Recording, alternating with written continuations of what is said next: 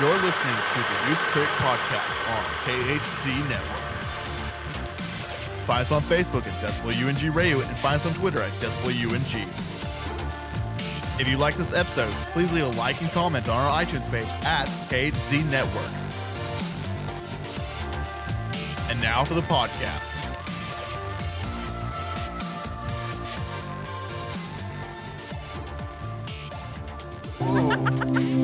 Hey guys, how was the party? It was really fun. Aces. He's wearing a woman's sweater and he's drunk. Well, he didn't drive drunk and he's home before curfew, so. That's what I thought we thought. Right? Yeah, we're good parents. Yeah, we're good. Right? Fake young woman. Good morning, Creekwood Hog. My name's Simon. For the most part, my life is totally normal. I have a family that I actually like, and there's my friends. We do everything friends do. We drink way too much iced coffee, walk gorging on carbs. So, I'm just like you, except I have one huge-ass secret. Hey, I like your boots. I said I like your boots. Goodbye. Nobody knows I'm gay. Hello, everyone. Welcome to the Youth Critic Reacts. I am your host, Kel Smith, and today we are going to be looking at Love, Simon, the new movie from Fox Studios and directed by Greg Berlanti, starring Nick Robinson. And just as a side note, I saw this movie in late January, and I was lucky enough to see it, and honestly, I had no idea how the screening was going to go, because I knew this was a kind of broad studio comedy, teen romance about the main character Simon coming out of the closet, and I had no idea how it would go in my Atlanta movie theater where I saw it. In that, I had no idea how people were going to perceive it. I had no idea what the reaction was going to be. I didn't know if it was going to be good or bad. So that's why I had a little bit of fear towards the movie, because I was scared more because of how people were going to receive the picture. And honestly, as someone who really admired last year's Call Me By Your Name, this is the perfect opposite. This is the perfect opposite towards that film. This is the perfect and by opposite I mean it's, you know, Luca Guadagnino's Call Me By Your Name is very much a kind of more realistic, more sensual, more Italian, more less, you know, studio populist, studio broad film than what Love, Simon is. And the thing is about Love, Simon is that it accomplishes this equal balance of that a lot of movies really should try to strive for, especially when dealing with LGBTQ themes and issues, is giving perfect representation to a character and putting us into a situation that we might not all be able to relate to, but we can have empathy for and have also sympathy for. We can go on this journey that Simon, the main character here, as he tries to maintain his secret about being gay, or trying to come up with the courage of coming out of the closet, and you feel empathy the entire time, and the whole journey as we watch Simon go through, you know, the journey that he does of kind of self-discovery and being more and more open with himself is so relatable, and it's so well done. And Nick Robinson here does a phenomenal job of putting us right into to this character's mindset, into his goals, and you're just in it the whole way through. And so, while yes, the character is gay, and I know it will be controversial, especially in my home state and where I live in terms of how this movie is perceived,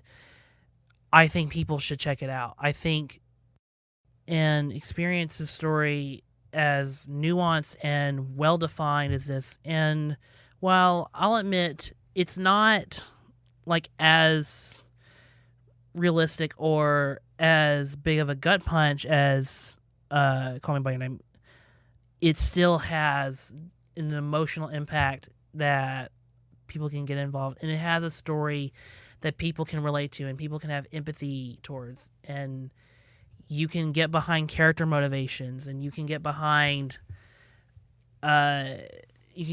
why this character goes on this journey that he does. And for a movie to do this and for a studio to invest in it, it's a big deal. I cannot stress how big of a huge deal Love, Simon is for not just the LGBTQ community, but for cinema itself, in that we can now have these kind of stories and not only have them, but be done in a very precious, but in a very sincere and serious way. So I can't commend Rick Berlanti enough. I mean, if I had any issues with the film, it's that I do think the ending is a bit too much fantasy, but not to go into spoilers, it just ends in a kind of a way that's not 100% realistic. But but for me, it doesn't really kind of matter, because you're so into the movie and you feel for the character of Simon, and you feel for his friends, and you feel for everything that's happening in the story, that you're willing to let it go. You're willing to let the ending go, and you always want to see more of this character, and you're left with that. It doesn't leave open for a sequel per se, but it leaves you on this like high note. So what I'll say for Love, Simon is it's not a monumental achievement in terms of what it's doing, of its storytelling or characters, or what it's bringing into the table, but for being a studio release movie with this LGBTQ representation, which rarely happens. Even last year when we had Beauty and the Beast and Power Rangers, comment on they had LGBTQ representation in their films, it was literally like blink it and you miss it. So to have this movie, which probably did only cost a fraction of what bigger movies cost, but still to have this in a studio film release, and a studio backing it and really like marketing it the way they currently are, all I can do is just clap my hands and applaud the filmmakers and applaud Fox. Like, way to go. You took a risk, and honestly, I think once word gets out about how well the story is told, and how Simon is, how relatable Simon's story is, I think it'll be a huge hit. Honestly, I think we're looking at a huge hit in March, and I'm just happy that we have this movie. I cannot be more pleased. I enjoyed the movie. I will definitely see it a second time, and I highly recommend Love, Simon for its not only representation, but for its empathy and for its character in Simon, and also crafting a well-made movie. Way to go, Love, Simon. And that's it for this React episode. You can find me at Movie Kale, and you can also follow this show at The Youth Critic, and you can also follow the channel that distributes this podcast at KHC Network. Thanks, everyone. We will see you very soon. Gay kid at school. What? Who do you think it is? Can I call you back? Dear Blue, I'm just like you. This was a mistake.